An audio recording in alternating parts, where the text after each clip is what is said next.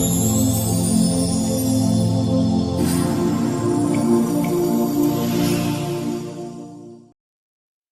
morning. Today is Thursday, October 13th. The time Singapore right now is 11:53, and warm welcome back to another update of the daily market update.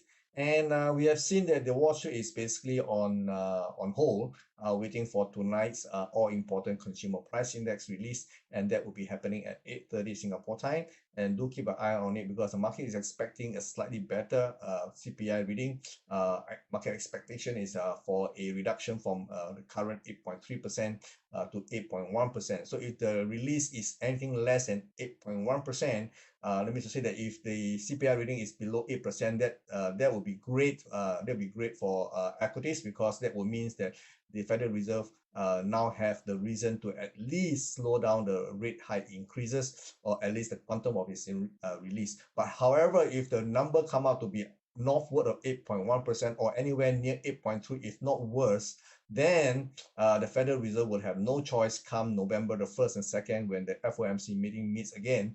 They will likely raise interest rates for another minimum of 75 basis points to as much as 1 basis point, because if after 6 months of very rapid rate hikes cannot tame inflation, definitely they will have to double down, and that will cause a lot of dislocation on other asset classes, including equity markets. Okay, so do we have to watch if the market does, then the downward pressure on equity market as far as the major equity index are concerned definitely is to the downside. For the time being, the current price action has not taken out the September low, which is currently sitting at 28,725.5, and it's only a matter of time this level is taken out, because the S&P 500 has already taken out September low, so has the Nasdaq 100. The one possible reason why the Dow Jones has been so resilient in spite of the other two major equity index are taking out the September low is purely because of the capital flow moving in from Europe and from the rest of the Asia to the United States, because when you look at Europe now is in a bloody mess, and including UK and Asia now is suffering because of the very high dollar exchange rate. So that's definitely we are seeing a cross Atlantic kind of movement for global capital move into United States. And once the capital reach the United States, they will have to be converted into dollars, and those money will not be sitting idly in the bank. They will definitely be moved into a risky asset. That means equity markets, and in particularly the blue chips. So that's possibly one of the reasons why the Dow Jones has been so resilient on a relative basis to the S&P 500 and the Nasdaq 100. On the other hand, the Nasdaq is actually now under a lot of pressure after the US moved in on the Chip 4 Act, which basically is basically going to prevent all chip companies, companies that are involved in the productions and design of microprocessors and microchips to be sold to China. So basically, companies like NVIDIA, AMD, Intel, they have all seen the share prices taking a hard knock, and this is definitely impacting the Nasdaq 100 reading. Okay, so this is the background to the most current reason why equity markets, on the one hand, for the Dow Jones is relatively resilient, whereas on the Nasdaq it is coming apart. This is the S&P 500. We do not have a new low last night, but however, the low was registered the day before at 3,568.5. This is of course referring to the cash index. You can see the market is likely to go lower. And if the market do go lower to test the 3,000 to 2,900 level, I think this is an area in which it's going to be very dangerous to continue to sell, because I think this is setting up to be a bear trap. I think there's a possibility if the market do sell off aggressively into this range of prices here, then the condition is ripe for a short squeeze. So be very careful as the market moves towards the 3001 level. Do not try to chase it all the way to that level. For the time being, I think the market is still biased to the downside. So is the Nasdaq 100. I do believe the Nasdaq 100 so far is under a lot of pressure because I just mentioned the Chip 4 Act is definitely targeting the high-tech stocks, and they are definitely not a good thing that we want to see. And if the market continues to decline, there's a very good chance the market will go down to test the 8,000 level. Again, very similar to the S&P 500, 3,100 levels. In the Nasdaq 100 equivalent, that level will be 8,000. So long as the market goes down towards 8,000, be very careful. Do not chase it because this is a condition right for a short squeeze. Okay, so do be very, very careful. What would be the reason to cause the market to aggressively rebound? I would have no clue what will actually cause the market to actually cause a short squeeze. But technically speaking, this is an area which I think is a very dangerous level. Do watch out for this. Okay. Over in Asia this morning, Hang Seng continued to collapse. What's it called? It continued to decline. We can see that the Hang Seng is on a long-term decline, and so far, as of yesterday, we can see that prices has already broke 17,000 to as low as 16,438.6, and this is the low for the year. And it looks like we may not be done with the decline just yet. So there's very good reason the market will continue to go down, maybe to test the 13,000 levels. Okay.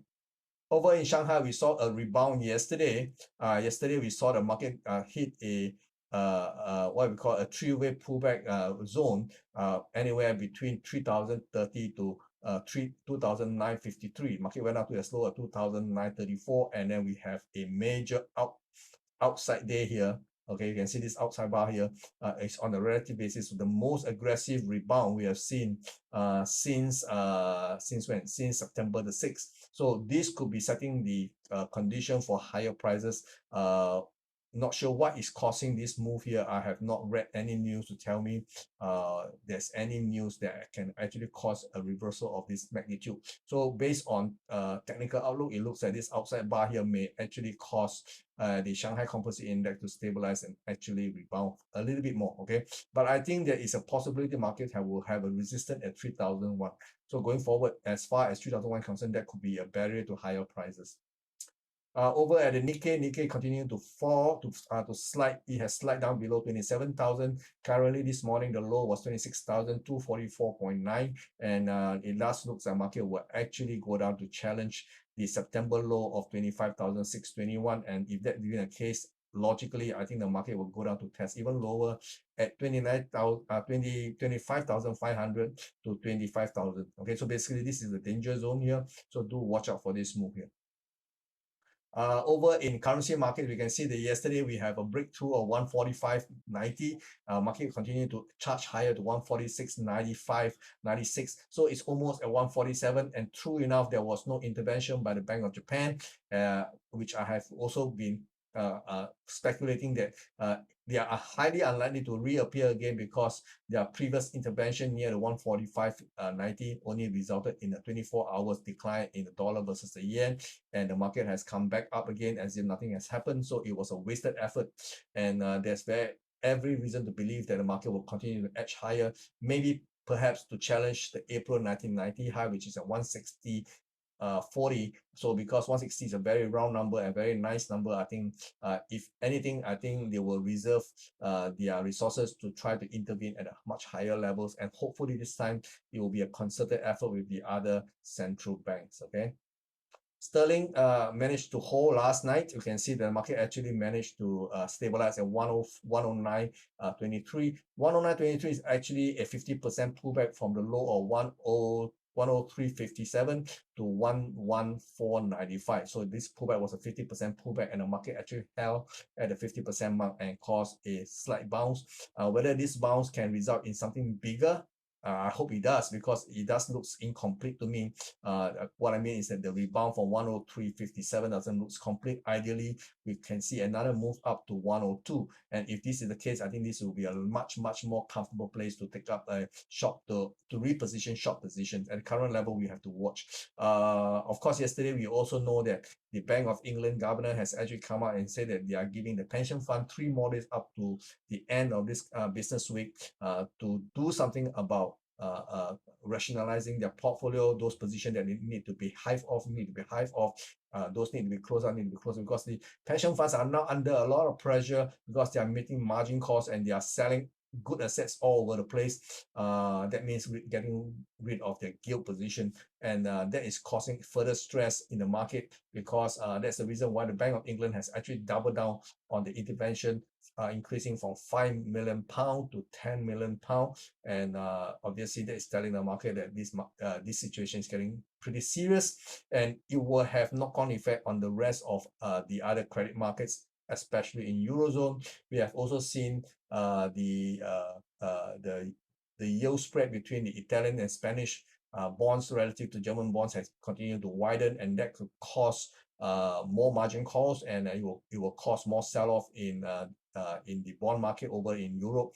And that will mean eventually, if the debt market actually implodes, it will spread across the Atlantic into the United States and eventually all around the world. So we are currently watching live a brewing crisis that will have major implication in the days and weeks ahead. I don't think we have months. I think we only have at most weeks to resolve this problem. Perhaps, like what the Bank of England has been saying, up to this week. Okay, so we are definitely watching a developing situation, evolving in Europe, particularly in the UK right now. As we have seen at the end of September, we saw how the market sold off all British assets, including the gilt, including the currencies, including the UK equities, because there is this mass fire sales going on as far as the pension funds are unloading anything they can sell to raise money to meet the margin call as far as their so-called equivalent of credit default swap, okay, which the financiers has actually told them, if you buy this derivative, you will actually be able to raise money to pay your pensioners. But right now, as a result of the very aggressive rate hike, bond market has basically been selling off, and the speed in which it has been coming off has actually accelerated, leading to the rapid deterioration of the portfolio of this pension fund, in terms of course they've been holding a lot of government bonds, and that is not doing them well. And also at the same time, over the last few years, we can see that because of ultra low interest rates, pension funds are also venturing into risky assets like equity, and this time both equity and debt markets are collapsing all at the same time. So we can see the quality of their portfolio has been decimated, which results in a margin call, which results in them having to do the fire sales, which also in turn result in the Bank of England having to come in to support the debt market. So these are all interconnected, which I think going forward is going to be a horrible scene, especially after the midterm election is over. Whatever the result is, I think that is where the real crisis will actually unfold. Okay. Over in the euro versus the dollar, we can see that euro has stopped falling, has been holding the line at just under the 0.97 levels. I think over the longer term, this market will continue to edge lower. The year low at 0.9536 will not be, I don't think it's defensible. I think eventually it will go down to, at the minimum, 88 cents, maybe over the longer term to go back to the much even lower levels. Okay, so over the long term, this is definitely a market not to be in, at least not on the long side. You want to continue, or rather I will continue to be looking for opportunity to sell. Okay, over in the Aussie market, you can see this Aussie has also been going down to register the new low for the year at 62 cents. Okay, so this also implies that everything else against the dollar is going to be dumped. Okay, and that of course extend to the Aussie dollars. Over the long term, I think this market is going to go down a lot more. If you look at the monthly time frame, you can see that the nearby support is apparently the April 2020 low. Okay, and this level is at 0.6 thereabout. Okay, and I don't think even 0.6 will be able to hold this onslaught of selling orders. There is every likelihood the market will go down to the 55 cents over the longer term. Then sometime next year we probably will see 55 cents again in the euro. Okay, so this is quite a nightmare scenario. Okay, let's take a look at crude oil. Crude oil has actually attempted to rebound, but the rebound has been actually quite flattish. In fact, yesterday we saw that the market actually held briefly at the 50% mark. Okay, 50% mark was at $85. Market actually hold at $86.28 last night and managed to stabilize. Whether or not it will be able to rebound from here remains to be watched. So tonight I think we will have to watch this market here very, very carefully. Okay, so far $85, which is the 50% pullback of this entire rise from $76.25 to $93.64. This is the 50% mark, and I think it is technically a level that should provide some kind of technical support.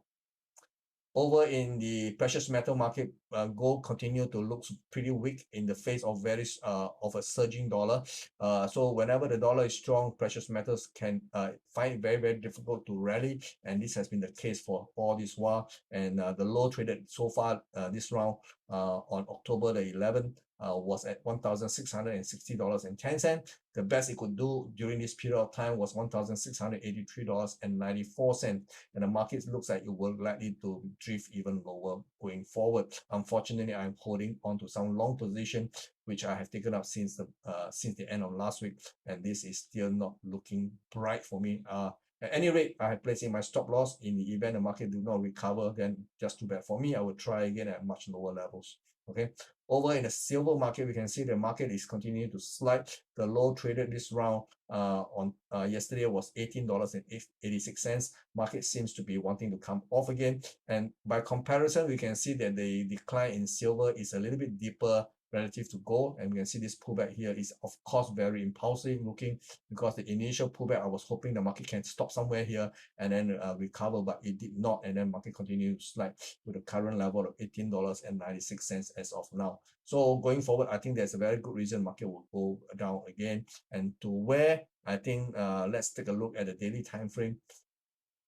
The nearest support appears to be here. Okay, and this may or may not even hold $18. Okay, the lowest you have gone down last month was $17.56. Once the market goes into this bracket of price again, it becomes very attractive to look for buying opportunity again. So until then, market will slightly to continue to extend lower. Let's take a look at crypto. Crypto continue to slide overnight. We don't have impetus and do not have any driver to drive price of crypto prices any higher. Okay, the market is basically treading water, waiting for the release of tonight's CPI numbers. The lowest this round was actually below 19,000 to as low as 18,853. And this morning, the best it could do was just marginally above 19,000 at $233. Okay, and that's all you can do. I think the market will be treading water from now until the release of the CPI at 8:30 p.m. tonight.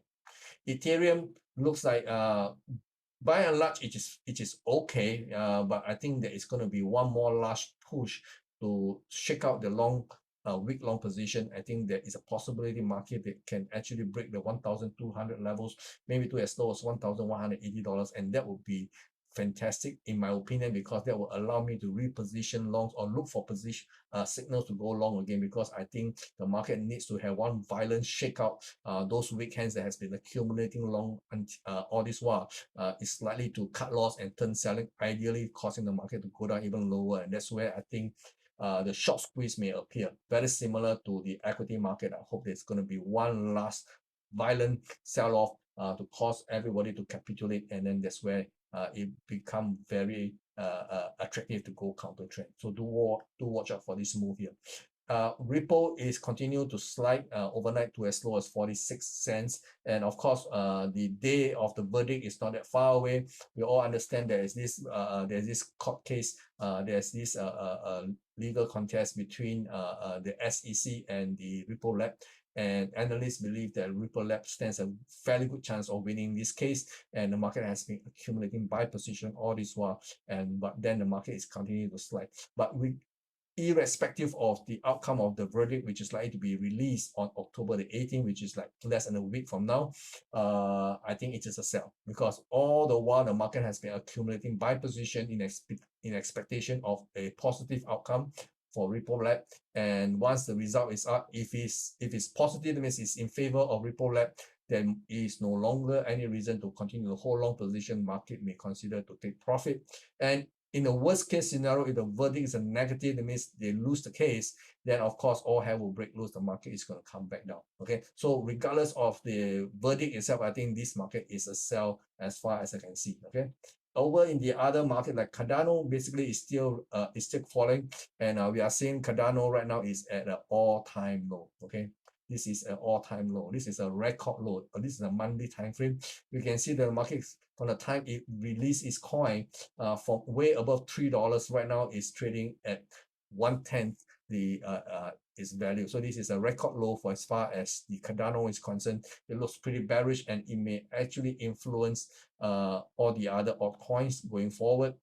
We saw that Solana is also treading water, not doing particularly well, but still holding above $30 for the time being. And Polygon is okay. I think it is basically treading water, very much in line with what we see in Ripple. So this market could be gearing up for another push higher. So regardless of what happens. So this is the Binance coin. Binance coin, after the reported hack by Binance, the exchange, is causing the Binance coin to actually slip. But it has been very well contained. Despite the very negative news, Binance coin has managed to hold above, or rather at the current level of $267. On a comparative basis, I think this is fairly resilient. Maybe all you need is some positive news to cause the market to go back up again. Okay. Sandbox is basically also threatening to take out the all-time low, the contract low. The all-time low is at 73 cents, and the market currently trading to a low of 74.45 cents. Okay, so basically the market is testing the lower range of this market. There's a very high risk it will take out the all-time low and maybe even go much lower. Atom, which is the Moscow coin, not Moscow coin, Cosmos coin, is also looking very much like what's the other coin, looking very much like Polygon. Okay, so it is trading water. Maybe it is due for a move, because the move from $70.30 looks a bit corrective. So at this current price at $11 thereabout, I think it is possibility waiting for a catalyst to push it higher. What the catalyst is, obviously we do not know. Okay, Ethereum Classic looks to be also looking to be trading water, and it has taken up, I think, has it taken up? Let me see. The low today is $23.45. Haven't taken out. Okay, so basically we can see that the week's low on Monday is $22.76, and this looks like it's challenging this most recent low here in July at $22.15. If this level is taken out, $22.15, it must be a line or last defense. If it's taken out, then the entire market here will look pretty bearish. So that's all I have for you for today, and I shall see you again tomorrow. In the meantime, take care and do watch out for the CPI numbers coming out tonight at 8:30 p.m. Bye-bye.